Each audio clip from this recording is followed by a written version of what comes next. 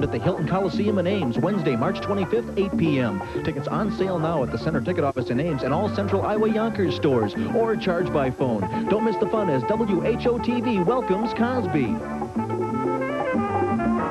This is WHO-TV 13 Des Moines. Good morning. America's sailing enthusiasts are celebrating this morning, celebrating an overwhelming victory in the America's Cup Final. Off the west coast at Fremantle, Dennis Connor's Stars and Stripes crew shut out the Australians of Kookaburra 3, sweeping the best-of-7 series in 4 straight. This morning's triumph ends a long journey from bitter defeats suffered at Newport years ago. Now the years of training and planning have paid a handsome reward. After a brief absence, the America's Cup again belongs to the United States today, Wednesday, February the 4th, 1987. From NBC News, this is Today from Melbourne, Australia, with Bryant, Gumbel, and Jane Pauley. Good morning, and welcome to Today on a Wednesday morning. Welcome to what's called the Garden State of Australia, Victoria, where we are in the heart of its cosmopolitan capital of Melbourne. We're actually on the banks of the Yarra River here in lovely Melbourne. We've reached day 3 of our Australian journey, and I'm not sure we could find a better site. Tuesday was beautiful, but this is lovely too, you know, and that nice little breeze works. Well, trying to compare everything to what we know, I feel like I'm sitting on the banks of the Charles in Cambridge, Boston. I'm surprised you don't feel like you're sitting in an airplane seat. We have traveled some distance to be able to greet you. After 2 days on the West Coast, we've managed to come, I guess about distance between LA and Atlanta in order to make our way down here to Melbourne, which has a kind of a friendly rivalry going on with the city of Sydney, which is Australia's other major city of the 2 top ones. They've got a rivalry which we'll talk about as this morning progresses. And we're also going to talk about the Cup, and we don't want you to get the idea that Australians have been traumatized by their loss of the Cup. It is business as usual in this sports and cultural capital. I think most Australians would tell you they feel the men of Kookaburra 3 did the best they could, but were bested by a better outfit. They're already looking ahead to the Cup in 1990. We're going to talk of the Cup a little bit later this morning, but we are also going to have some other things on tap, foremost among them, the plight of Australia's Aborigines. This morning we'll show you rare pictures of a Stone Age ritual that dates back some 30 to 40,000 years, and then we'll talk about why in modern Australia the Aborigine remains a virtual outcast in his own land. Jane? And then Tasmania. It sounds exotic, and it is, but Australia's island paradise is threatened by civilization. In a few minutes, we'll meet an American expatriate who is trying to keep Tasmania beautiful. And later, we'll look at Melbourne's baby boom. This is the world capital of in vitro fertilization. And then the brawny young men of the life-saving clubs. Meet our brawny Mike Leonard. Speaking of brawny, we've got some sports ahead, too. Australia's Greg Norman, golfer, will be joining us, and we'll tell you a little bit and show you a fascinating game known as Australian rules football. But first, we'll get to the news desk in New York. At Studio 3B, we find John Palmer. Good morning, John. Good morning. Our lead story this morning, the America's Cup, coming home to the United States after an absence of nearly 4 years. Dennis Conner, the only U.S. skipper to lose the America's Cup, won it back today as he guided Stars and Stripes to victory over the Australian defender Kookaburra 3. Keith Miller reports now from Fremantle. The America's Cup is America's again. In one of the most memorable comebacks in sports history, skipper Dennis Conner reclaimed the cup he lost to Australia 4 years ago. Conner, a drapery salesman from San Diego, becomes the first American to ever win the cup back. Right now, I'm just thrilled to death to be part of it and feel fantastic for all the people that worked so hard for so long, for so little, and it's got to be a great thrill for us and a great thrill for America to bring the cup back where it belongs. Victory was not just a dream to Conner, it was a 4-year, multi-million-dollar crusade, and it showed out on the sea. The Gunsmoke Blue Stars and Stripes was never behind. Its ability to accelerate confounded the experts and exasperated all opponents. The victory was a display of the best sailing technology that America could offer. Sailboat racing will never be the same. Onboard cameras brought the drama of the sport to the public, and never before have so many spectators turned out for a sailing race. To the Americans, it is the end of a long campaign. The Cup competition started more than 4 months ago, involving 366 races among 7 nations. But only Stars and Stripes delivered on its promise to bring the Cup home from down under. Keith Miller, NBC News, Fremantle, Western Australia. And in this country, at the Yacht Club in San Diego, they are still celebrating the victory of the Stars and Stripes this morning. And as Reed Galen reports, they are eagerly awaiting the arrival of the Cup at its new home. There may still be people who think watching a couple of yachts sailing around the Indian Ocean for 3.5 hours is one big yawn. But they are hard to find in San Diego. Under ordinary circumstances, this is not appropriate behavior at the San Diego Yacht Club.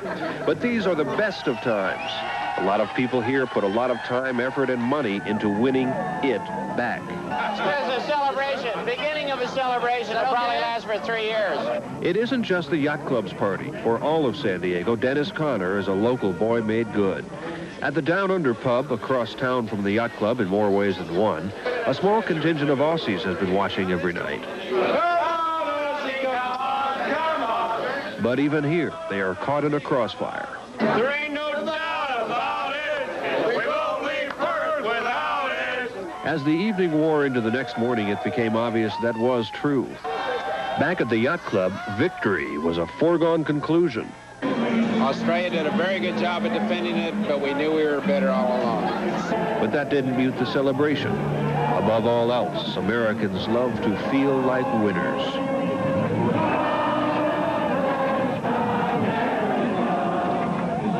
Reed Galen, NBC News, San Diego. In other news, Jerry Seib, the reporter for the Wall Street Journal, being held by authorities in Iran, accused of spying for Israel, will soon be released. This according to the Iranian Prime Minister, who said this morning that Seib will be expelled in 2 or 3 days. And Pentagon sources say the United States has sent additional Marines to join a battle group in the eastern Mediterranean. Some of the U.S. warships are said to be within 50 miles of Lebanon. They're in apparent response to rising tensions in the region and kidnappings in Beirut. In this country, Liberace remains near death this morning at his home in Palm Springs, California. Friends say a priest has been contacted to administer last rites to the entertainer, who is suffering from anemia, emphysema, and heart problems. Liberace's attorney spoke with reporters. Mr. Liberace's condition has worsened. He is comatose. It's really hard to estimate, but it's obviously not going to be long. Federal health officials are said to be considering a number of new steps to control the spread of the deadly virus AIDS, including wider blood testing for the virus AIDS. And that's it from this desk. It's 7.5 minutes after 7. Back to Australia and Bryant Gumbel. All right, John Palmer, thank you. In the background, you can hear one of our guests tuning up, Jimmy Barnes. You'll hear from him later, but it's time now for a check of the weather. We go out to the Gold Coast, where we find Willard Scott. Mr. Scott. Hey, thank you, Brian, and what a spot this is, surfer's paradise. Let me tell you, Brisbane is up there just a couple of miles. San Francisco is over there about 7,000 miles, and we have some folks here today from the USA. Is that right? Go, Kim! Where's the baby? Oh. Excuse me. I want you to be one of the newest citizens in the country. His grandparents have not seen him yet, right? No, they're in San Diego. And what's his name? His name's Henry Paget. Hello, Henry. You look gorgeous. G'day. Hey, g'day, Henry. Henry's got my kind of head. Look at that. What a team we are. Let's check the act this morning. Happy birthday, Henry. And I hope his folks in San Diego see him. What a town is that? We may be in San Diego in 4 years, they tell me. Ho, ho, ho. Most of the weather's pretty good in the country right now. Travelers advisories in the mountains of New Mexico and northern Arizona, the Wasatch Range in beautiful Utah, the central Colorado Rockies, 3 to 6 inches expected. And Denver might even get a dusting of 1 to 3. That snow will move into Omaha, but again, just a dusting in the central plains as the day wears on. Showers and thunder showers, Gulf Coast, also from Brownsville down to Key West. Hello there, and good day. There you go. Some light snow in the northeast New York and the interior of New England. A few flurries up around the UP of Michigan. Some fog in the valleys of California and the interior Pacific Northwest. Also, speaking of the Northwest, some showers as the day moves on in Seattle and Portland. Did I miss anything? It says, call my mother right after the show. Let's check the act and see what's happening in your world this morning. Good day. In our world today, mostly cloudy skies. A scattered snow flurry is possible. East winds at 10 and highs here in Des Moines of 37. With your morning weather, I'm meteorologist Tom Atkins. Our pick city of the day is Los Angeles, California. It's going to be near 80 degrees. Couldn't be nicer. I want to introduce you to some meter maids, the likes of which you've never seen before. Stay tuned. You'll love it. You'll get pinched. Here's Jane back in, where is Jane? Melbourne. And thank you, Willard. Tasmania, not Tanzania, Tasmania. It is not an exotic African country. It is an exotic Australian island. See the apple-shaped island at the bottom of the continent? That is Tasmania. It's the only Australian state that's separated from the mainland, and so sometimes it's overlooked. But these days, the island is the center of an emotional confrontation between conservationists who want to save Tasmania's forests and loggers who want to save their jobs. One of the most vocal of the environmentalists is Senator Norman Sanders, the first American ever elected to the Australian federal parliament. He joins us this morning with a conservationist view of Tasmania, the state he represents. I could start all over again, couldn't I? No, Jane, it's not.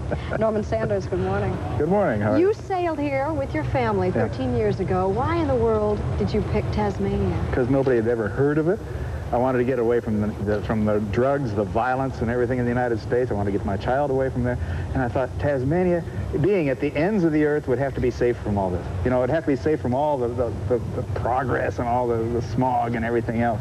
Well, it isn't safe. It's not entirely safe, no. But from that point of view, let's take Norman Sanders' look at Tasmania.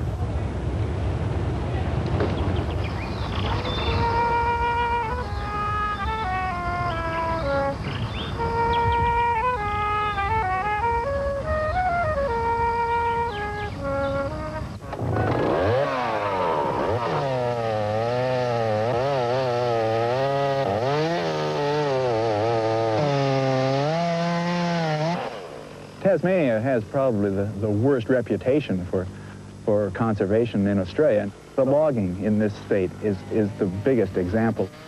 What angers me most is the waste of what they've got, the lack of appreciation for what they've got. What they have here could be a paradise on earth. What we're trying to do is make them aware of what they're losing. And it's difficult because they are told that progress lies in the direction of cutting down all the forests, of leaving behind a wasteland. It looks like Hiroshima. It looks like a Holocaust has gone through there. I mean, you see the dead trees. They leave some standing. They cut down the rest. They burn everything. It's a scorched earth policy. And yet there are a few jobs in that. So the leaders say, well, your jobs depend on cutting down all these trees. We say your future jobs depend on leaving the trees there, using them wisely, taking out some, leaving the rest, and making it into a tourist attraction. The people in Tasmania have kind of a cultural cringe. They look on a map and they see that they are a long ways away from anywhere. It's a little island tucked away in the Southern Ocean, closer to the Antarctic than to the major cities of the world. Then they even travel on the mainland of Australia and they're told that they're kind of second-class citizens for living down here, and they believe it, unfortunately. I love Tasmania. I've been here almost 20 years now. I'm an Australian citizen. I consider myself a Tasmanian. And my dream is to try and stop Tasmanians from making the mistakes we made in America and Europe before we knew better. We shall over. The government here is actively anti-conservation. The premier says, go out and bash a greenie. There are stickers that say, bulldoze a greenie, fertilize the Southwest. It shows a bulldozer running over environmentalists. What I'm trying to instill in these people is a love of their own land. Tasmanians love their country, but they don't respect their land. And unless you can respect your land, it won't support you for more than a few generations. And this land is going very fast. Norman Sanders, I'm going to get a lot of Tasmanians would like this Yankee to go home. Oh, yeah, they don't like the message, which is basically common sense. Tasmanians are isolated, and their politicians are even worse. And they are so naive, they don't even take bribes to give away what they're giving away because they don't think it has any value. And I'm saying, look, preserve it, treasure it. It's the last in the world. Let's take care of it. But they don't want to hear that message, and they would like me to go home, but I'm not gonna. I'm going to stay there and try and save it for the future. As you said on the tape, you are an Australian citizen now. Sure. I'm going to anticipate that you have no regrets. By virtue of it was a hard decision, giving up on my American citizenship. It was hard, but I did the right thing. I have no long-term regrets. It was a wise move. I just hope that I can help the Tasmanians to avoid the problems we haven't had in the United States. Well, Norman Sanders, and yes, there is a story behind the arm in a cast. It's a long one, I'm told, but the short story is mountain climbing. Norman Sanders, thank you for joining us here in Melbourne. When we come back, the football player they call the Big Dipper here in Australia. This is Today in Melbourne.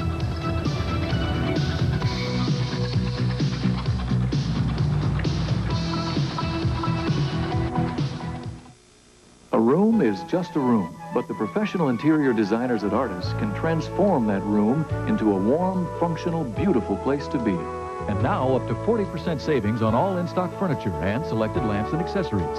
Names like Drexel, Heritage, and Henrydon save up to 30% on beautiful leathercraft furniture, plus 20% on all special orders. And if you think Artis is too expensive, it just isn't so. Artis, affordable, elegant. You can say an orange is sweet and juicy and fun to eat. But there's one word that says all of that and a lot more. Sun-kissed. You have our word on it. Fresh sun-kissed oranges, now available at Hy-Vee. It's what you've been waiting for. Payless Cashway's once-a-year home remodeling sale. Great savings store-wide on the big project items where low prices really count. A double-bowl stainless steel sink was $21.99, now $19.99. An Emerson waste disposer cut $5 to just $29.99. An Air Care snap-in bath fan just $9.99. And lots more. Don't miss the home remodeling sale going on now at Payless Cashway. Payless Cashways. Kids, could you please go down to the freezer and bring up some Vandy Camps for dinner? Sure, Mom.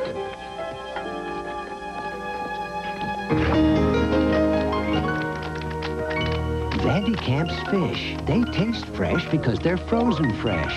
Then they're dipped in crispy breadcrumbs or golden egg batter for a taste your family will love. For dinner? Once they catch them. Henry, of course you're welcome. Kids, could you go down to the freezer and grab some more?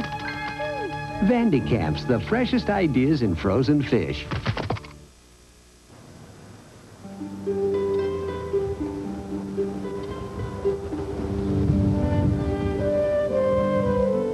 Out here in Melbourne, they use this to play a peculiar game known as Australian rules football, or footy as it's called. It's kind of a combination of rugby, soccer, U.S. football, and maybe a little Red Rover, too. We've asked the player who was voted the best and the fairest, kind of the MVP of their league, Robert DiPierdomenico, to give us kind of a primer course on what it's all about.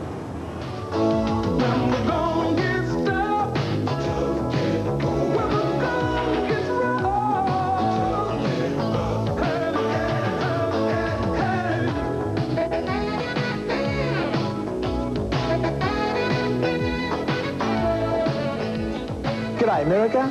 My name's Robert DiPierdomenico, and I'm going to tell you how to play Australian rules football. Look, between you and I, before we go on, I'm not really liked around here because some people say I play the game too hard. You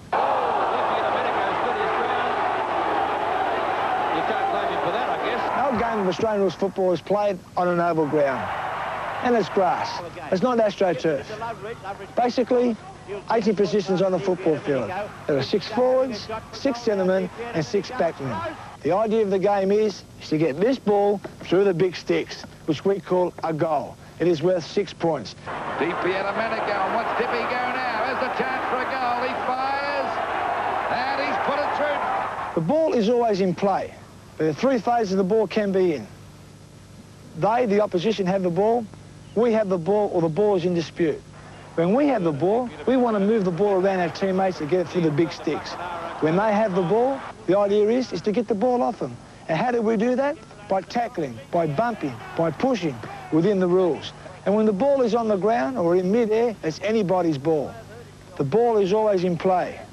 And one of the exciting features of our game is the big high mark, the big specky, the big high fly. Everybody enjoys taking a big mark. Sometimes you're 2, 3, 4, 6 foot off the ground. And that is within the rules. Was knocked back on. There's a great mark. Got to do with it, Lou, but whatever there is, magnificent mark. McClure in front, Langford at the back. Oh, what a mark to Bradley! But the most exciting thing about the high marking is it's not pre-planned. It's there. It happens there. If the ball's in your area, you go for it. I like getting in there and getting involved in all the body contact. You got to cop it and you got to give it. This is what Australian football is all about. Around these parts, Robert DiPierdomenico is known as Dipper or Dippy. Thanks for being with us. Thank you very much. What's it take to be a good footy player? Oh, it takes, I don't know, we're not quite sure. A bit of brains, a bit of skill, a bit of know-how. A lot of courage? Yeah, a lot of courage.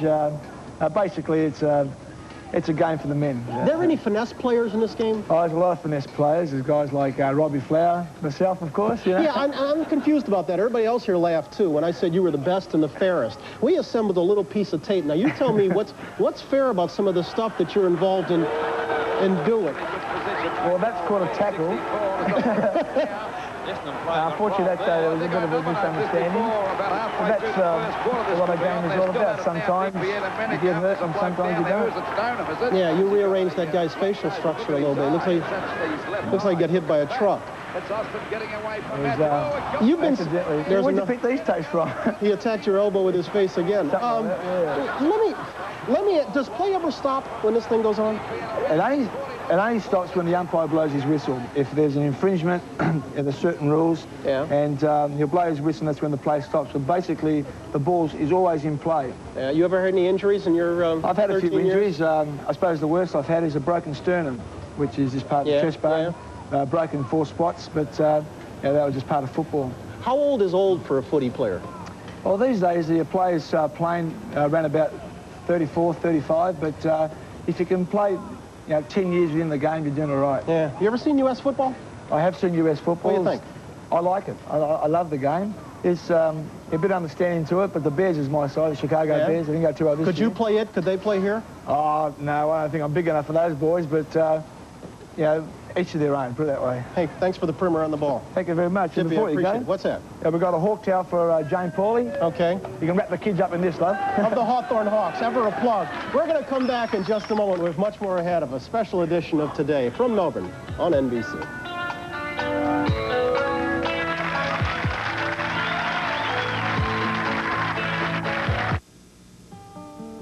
Most hot dogs don't quite make it to the end of the bun, so you're left with the end of the bun. Here you go, Ralph. That's why Hillshire Farm created bun-sized wieners. Kids like